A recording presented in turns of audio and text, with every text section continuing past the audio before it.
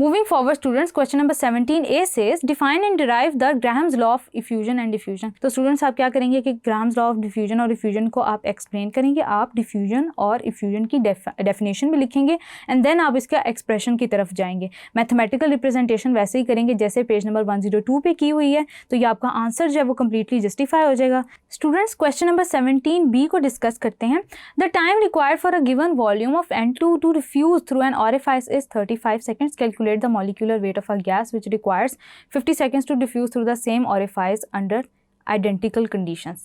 तो स्टूडेंट्स आपको rate given है, यहाँ पे रेट आपको गिवन है नाइट्रोजन के लिए Rn2 will be equal to 35 seconds, जबकि आपको गिवन है x के लिए यानी कि जो अननोन है हमें गैस, उसके लिए हमें गिवन है रेट 50 सेकेंड्स। अब स्टूडेंट्स हमें मॉलिक्यूलर मास जो है वो नाइट्रोजन का पता है कि for nitrogen it is equals to 28 gram per मोल।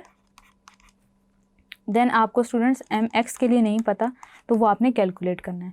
कैसे करेंगे स्टूडेंट्स, आपको पता है कि Rn2 divided by Rx is equals to under root mx divided by Mn2। अब आप क्या करेंगे, इसमें वैल्यूज़ पुट करेंगे। वैल्यूज़ जब पुट करेंगे तो n के लिए 35 वैल्यू है, x के लिए 50 है, is equals to under root mx multiply divided by nitrogen के लिए 28 है वैल्यू। अब स्टूडेंट्स आप क्या करेंगे कि आप इस पोर्शन को सॉल्व करेंगे और इसके लिए वैल्यू निकालेंगे। 35 divided by 50 will be equal to 0.7। अब स्टूडेंट्स ये 0.7 के इक्वल हो गया। अब यहाँ पे स्टूडेंट्स आप क्या करेंगे कि mx डिवाइडेड बाय 28। अब आप क्या करेंगे, इसको स्क्वायर कर लेंगे। स्क्वायर करेंगे तो अंडर रूट इसकी कैंसिल हो जाएगी, यानी कि 7 7 49 हो गया, तो 0.49 आ जाएगा is equals to mx divided by 28।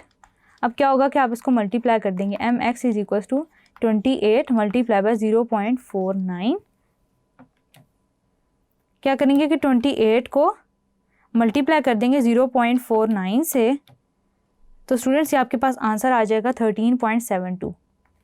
mx will be equal to 13.72 gram per mole. तो ये स्टूडेंट्स हमने मॉलिक्यूलर मास निकाली अननोन क्वांटिटी का।